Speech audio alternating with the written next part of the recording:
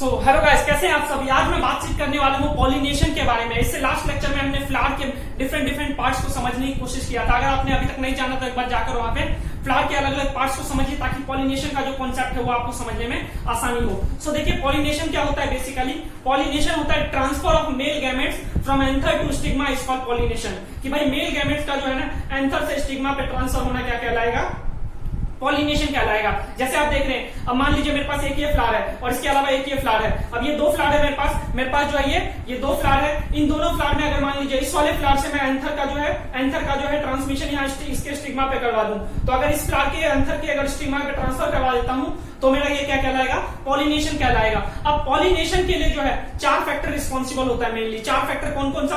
सबसे पहले इंसेक्ट्स, जो आपके इंसेक्ट्स में कौन कौन सा, बीज हो गया, ये बटरफ्लाइज हो गया, हनी बीज हो गया, ये जो है आपके रिस्पॉन्सिबल होता है। सबसे मेन फैक्टर होता है आपके पॉलिनेशन करवाने के लिए। इसलिए देखा होगा आपने जो फूल होते हैं ना, आपको लास्ट लेक्चर में बताया था, फ्लावर में पेटल जो है कलरफुल पोर्शन होता है जो क्या करता है, फ्रेग्रेंस रिलीज करता है। पेटल जो है फ्रेग्रेंस रिलीज करता है, जिसकी वजह से जो है इंसेक्ट्स अट्रैक्ट होते हैं। इंसेक्ट क्यों आते हैं, उससे नेक्टर लेने के लिए फूलों के ऊपर बैठते हैं और उससे नेक्टर लेते हैं, रस लेते हैं, और वो रस लेने के बाद हनी प्रोडक्शन में उनके लिए हेल्पफुल होता है और वही उनका फूड भी होता है। सोचिए कि अगर मान लीजिए एक फ्लावर है, मतलब एक पूरा का पूरा फील्ड है जिसके अंदर हमने फ्लावर ही फ्लावर लगा रखा है। अब इंसेक्ट जब उसके ऊपर आएगी तो क्या होगा, एक फ्लावर के ऊपर बैठे, एक फ्लावर के बाद फिर दूसरे फ्लावर पे बैठेंगे, दूसरे से तीसरे पे। तो सोचो अगर एक फ्लावर पे बैठे और बैठने के बाद जो है उसके पैरों में क्या होगा, अगर एंथर के ऊपर बैठ गया तो पोलन ग्रेन चिपक जाएगा उसके पैरों में। बहुत छोटा साइज होता है पोलन ग्रेन का, चिपक जाता है। सो वो चिपक जाएगा और वो फिर दोबारा जाकर जो है, अगर मान लो उसी फ्लावर के स्टिग्मा के ऊपर बैठ गया, दूसरे फ्लावर के स्टिग्मा के ऊपर बैठ गया, तो वो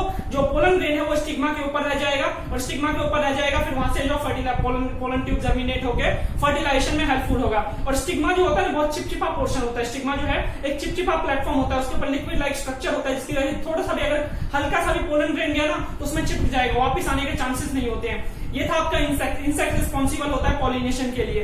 इसके अलावा नेक्स्ट फैक्टर जो होता है रिस्पॉन्सिबल होता है पॉलिनेशन के लिए, विंड।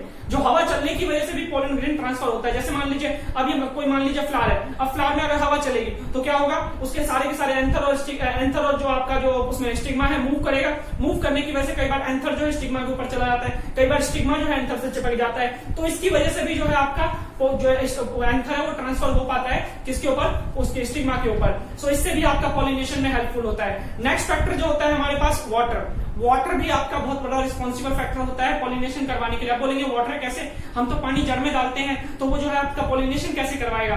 तो दोस्तों मैं पानी जो बात कर रहा हूँ, रेन की बात कर रहा हूँ। जब बारिश होती है तो बारिश होने पे एक फ्लावर के ऊपर सोचो, अगर मान लो बारिश हो रही है तो इसके जो अलग अलग पोर्शन है तो क्या होगा, ऊपर वाले फ्लावर पे अगर बारिश हुई है तो ऊपर वाले फ्लावर से क्या होगा, एंथर जो है टूट के नीचे वाले फ्लावर पे गिरेगा और नीचे वाले फ्लावर के अगर गलती से स्टिग्मा पे आ गया तो फर्टिलाइजेशन तो होगा ना, तो ये भी आपका रिस्पॉन्सिबल होता है। इसके अलावा बर्ड्स भी रिस्पॉन्सिबल होते हैं पॉलिनेशन के लिए। बर्ड्स जब एक प्लांट से दूसरे प्लांट पे मूव करते हैं तो उनके पैरों में भी चिपक जाता है, कई बार फ्लावर के ऊपर बैठ जाते हैं, तो जिसकी वजह से वो भी फर्टिलाइजेशन में इसमें पॉलिनेशन में हेल्प करते हैं। So I think so pollination का कॉन्सेप्ट समझ में आपको। पॉलिनेशन क्या बोला कि भाई transfer of pollen grain from anther to stigma is called pollination. Example के लिए समझिए, मैं फ्लावर से समझाता हूं बनाकर ड्रॉ करके।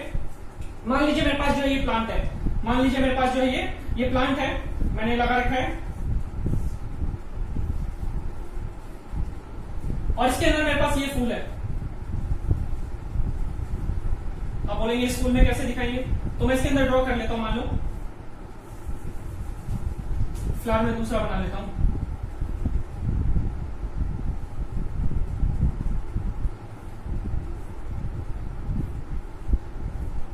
ये मैंने फ्लावर ले लिया और बीच में जो मेरा फीमेल पार्ट है, सिमिलरली इधर भी ड्रॉ कर लेता हूं।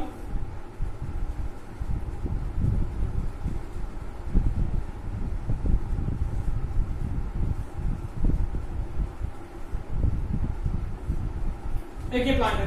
अब देखो इसके अंदर अगर मान लो ऐसा हो जाए कि भाई यहाँ का जो ये एंथर है ना इसके ऊपर ट्रांसफर हो जाए, इसके ऊपर ट्रांसफर हो जाए तो इसको क्या बोलेंगे, पॉलिनेशन बोलेंगे। तो मतलब कि एंथर का स्टिग्मा के ऊपर ट्रांसफर होना ही क्या कहलाएगा, पॉलिनेशन कहलाएगा।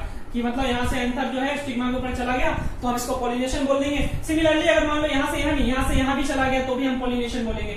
यहाँ से एक फ्लावर से दूसरे फ्लावर पे भी जा सकता है और एक प्लांट से दूसरे प्लांट पे भी जा सकता है। लेकिन एक चीज याद रखना कि पॉलिनेशन के लिए ना एक प्लांट से दूसरे प्लांट पे जब जाएगा तो प्लांट सेम टाइप का होना चाहिए। जैसे मान लो रोज का प्लांट है तो रोज के ऊपर ही जाना चाहिए, रोज का एंथर रोज पे ट्रांसफर होगा तभी रिप्रोडक्शन होगा, नहीं तो नहीं हो पाएगा रिप्रोडक्शन। सो मान लो इधर एक और फ्लावर है, सेम टाइप का फ्लावर एक और है,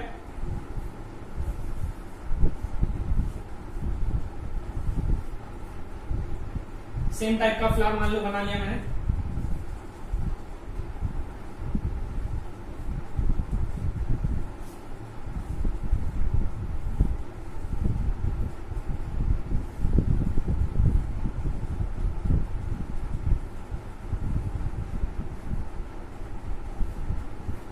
सो ये अब देखो इसके अंदर अगर मैं यहां से यहां भी ट्रांसफर करवा दूं ना, ये मेरा पोलन ग्रेन है, यहां से अगर मैं यहां भी ट्रांसफर करवा दूं तो भी हम बोलेंगे पॉलिनेशन। सो मतलब कि एक प्लांट से दूसरे प्लांट पे अगर ट्रांसमिशन होता है तो हम बोलते हैं उसको पॉलिनेशन है। फूल का मतलब एंथर का स्टिग्मा पे ट्रांसफर होना चाहिए। अब देखो पॉलिनेशन है ना, दो तरह के होते हैं मेनली। पॉलिनेशन जो है आपके दो तरह के होते हैं। कौन कौन सा? एक होता है सेल्फ पॉलिनेशन और एक होता है क्रॉस पॉलिनेशन। एक होगा सेल्फ पॉलिनेशन और एक होगा क्रॉस पॉलिनेशन। आप बोलोगे सेल्फ पॉलिनेशन क्या होगा, क्रॉस पॉलिनेशन क्या होगा?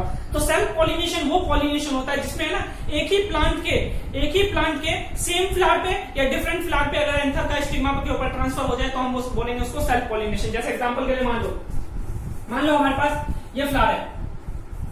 अब हमारे पास ये फ्लावर है। अब इस फ्लावर में मान लो कि भाई इसका एंथर जो है ना, इसका एंथर इसी की स्टिग्मा पे चला जाए, इसका एंथर इसी की स्टिग्मा पे चला जाए, या फिर जो है इसका एंथर जो है इसके स्टिग्मा से दूसरे फ्लावर पे चला जाए, दूसरे फ्लावर के स्टिग्मा पे चला जाए, लेकिन प्लांट सेम रहना चाहिए। अगर प्लांट सेम है और एक फ्लावर से दूसरे फ्लावर पे या उसी फ्लावर के उसी स्टिग्मा पे अगर ट्रांसफर हो रहा है तो हम बोलेंगे उसको सेल्फ पॉलिनेशन। लेकिन अगर यहां से अगर मान लो इस प्लांट के फ्लावर से उठकर इस प्लांट पे अगर ट्रांसफर हो जाए एंथर तो हम बोलेंगे उसको क्रॉस पॉलिनेशन। मतलब कि एक प्लांट से अगर दूसरे प्लांट पे अगर ट्रांसफर करवा देते हैं तो हम बोलेंगे उसको क्रॉस पॉलिनेशन, और एक ही प्लांट के ऊपर अगर ट्रांसफर होता है तो हम बोलेंगे उसको सेल्फ पॉलिनेशन। सो उम्मीद करता हूं आपको समझ में आया होगा। तो देखिए यहां से अगर मान लीजिए यहां पे आप ट्रांसफर करवा देते हैं तो इसको बोलेंगे क्रॉस पॉलिनेशन और इसको बोलेंगे सेल्फ पॉलिनेशन। सो समझ में आया आपको सेल्फ पॉलिनेशन और क्रॉस पॉलिनेशन। सो एग्जाम में कई बार पूछा भी जाता है what do you mean by pollination, then you will say that transfer of pollen grain from anther to stigma is called pollination, and which factor is responsible for this? So you will say four factor is responsible for this. First factor is wind, insects, water और इसके अलावा birds. So ये चार factor responsible होते हैं। इसके अलावा पूछा जाता है टाइप्स ऑफ पॉलिनेशन बताइए, then you will say that there are two types of pollination, self pollination and cross pollination. Self pollination में क्या बोलेंगे? When the transfer of pollen grain of one flower to other flower of same plant is called self pollination, and when the anther is transferred from one plant to other plants of same types, then it is cross pollination. सो आप diagram भी बना दीजिएगा, उससे आपको number मिलने के chances जो है बहुत ज्यादा बढ़ जाता है। सो उम्मीद करता हूं पॉलिनेशन का कॉन्सेप्ट समझ में आएगा। तो आज के लिए इतना ही रखते हैं, फिर मिलते हैं अगली सभा में अगले लेक्चर के साथ। तब तक के लिए दुआ में याद रखिएगा। Good bye, take care.